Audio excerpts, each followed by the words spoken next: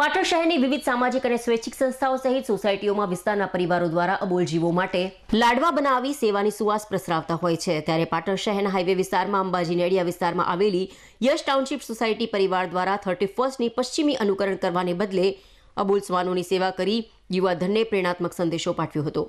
ત્યારે આજનો યુવાધન ભારતીય સંસ્કૃતિથી વિપરીત જઈને પશ્ચિમની સંસ્કૃતિને અનુસરીને નવા વર્ષના આગમને આતિશબાજી કે પછી નશીલા પદાર્થોનું સેવન કરીને કરતા હોય છે। ત્યારે પાટણ શહેરના અંબાજી નેડિયામાં આવેલી યશ ટાઉનશીપ સોસાયટી પરિવાર દ્વારા 31ની ઉજવણી સોસાયટીના પરિવારના તમામ સભ્યોએ સાથે મળીને જાતે જ મજૂરી કરી ખરા અર્થમાં સેવાનું સૂત્ર સાર્થક કરી અબોલ શ્વાનો માટે 1000 કિલો જેટલા લાડુ બનાવવામાં આવ્યા હતા।